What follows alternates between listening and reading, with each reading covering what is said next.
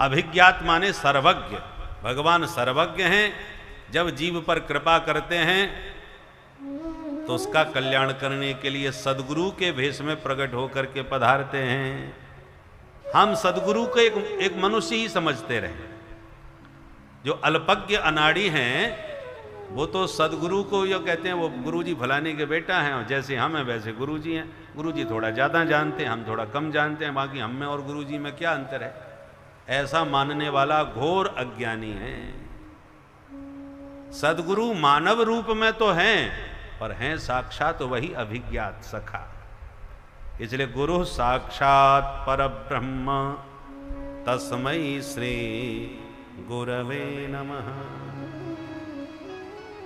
गोस्वामी जी भी कहते हैं बंदौ गुरुपद कंज कृपा सिंधु नर रूप हर।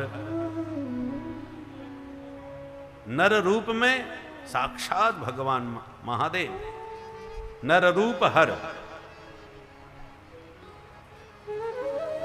इसलिए सदगुरु को कभी मनुष्य नहीं मानना चाहिए। आचार्यम माम बिजानीयात, एकादश स्कंद में भगवान उद्धव से कहते हैं सदगुरु आचार्य के रूप में साक्षात तुम मुझे ही जानो। गुरु गोविंद में कोई अंतर नहीं होता। भक्त भक्ति भगवंत गुरु चतुर नाम बपु एक। ये नाम अलग अलग हैं पर बपु एक ही है, कोई भेद नहीं। इन्हीं प्राचीन बरही को नारद जी ने इसी पुरंजनोपाख्यान के माध्यम से आत्मबोध करा दिया। प्राचीन बरही के 10 पुत्र प्रचेतागण हुए, उन्हें भी नारद जी ने उपदेश दिया।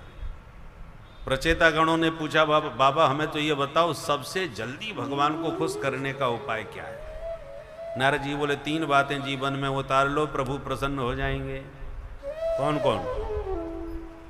दयया सर्वभूतेषु संतुष्ट्या येन केन वा सर्वेन्द्रियोपशान्त्या च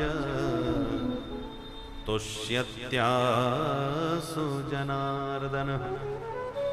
ठाकुर जी को शीघ्र प्रसन्न करना चाहो तो पहला सूत्र सर्वभूतेषु दयया, जीव मात्र के प्रति आपके मन में दया हो।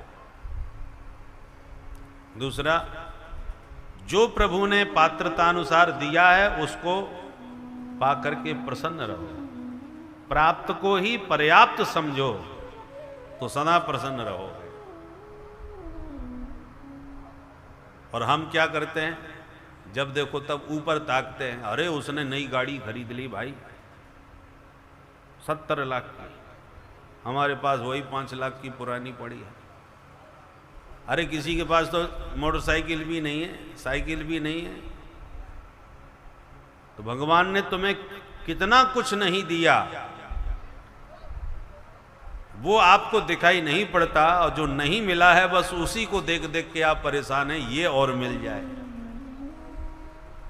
और सारा जीवन ये और मिल जाए, वो और मिल जाए, ये आ जाए, वो आ जाए, उसी के पीछे भागते रहते हैं। जो मिला हुआ है उसका आनंद नहीं ले पाते। इसलिए प्राप्त को जब पर्याप्त समझ करके उसका भोग करोगे तो बड़े सुखी रहोगे। हम लोग आज इसलिए दुखी नहीं है कि हमारे पास कोई कमी है, दुखी इसलिए है कि पड़ोसी के पास ज्यादा है। उस कारण हम लोग परेशान रहते हैं। इसलिए संतुष्ट्या ये न के नवा, आपके पास जो है उसमें संतुष्ट रहो।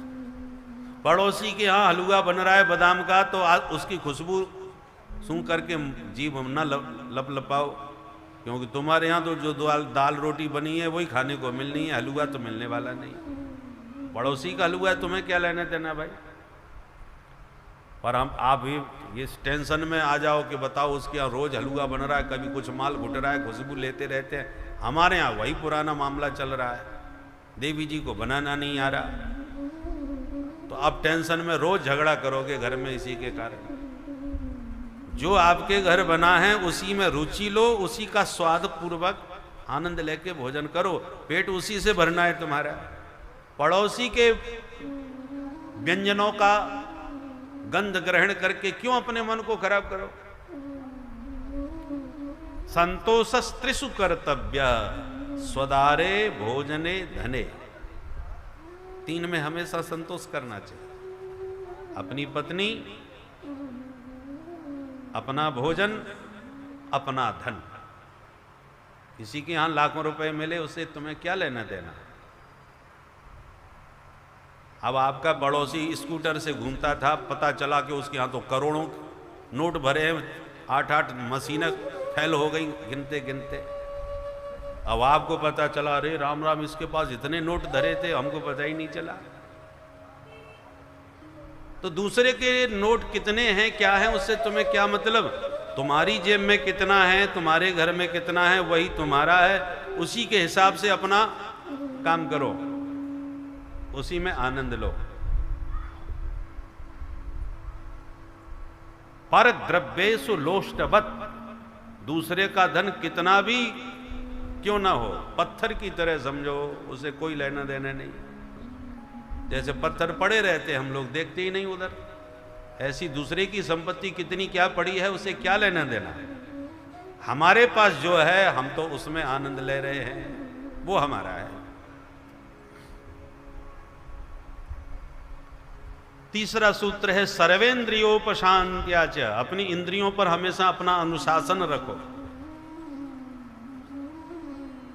जो देखना चाहे आंख वही देखे, जो आंख को अच्छा लगे वही ना देखो। जो सुनना चाहते हो कान वही सुने, जो कानों को अच्छा लगे वही ना सुनो। जो खाना चाहते हो जीभ उसी में स्वाद ले, जिसमें जीभ को स्वाद आवे वही खाने मत लगो। अर्थात देखना इंद्रियों के न घोड़े बढ़े, इनमें हरदम ये संयम के कोड़े पड़े। अपने रथ को सुमार्ग लगाते चलो, कृष्ण गोविंद गोपाल गाते चलो। इंद्रियों पर अपना अनुशासन रखो। ये 3 बातें जीवन में उतार लोगे तो जनार्दन आशुतुष्यति, भगवान आपके ऊपर शीघ्र प्रसन्न हो जाएंगे। बोल बंसी वारे की।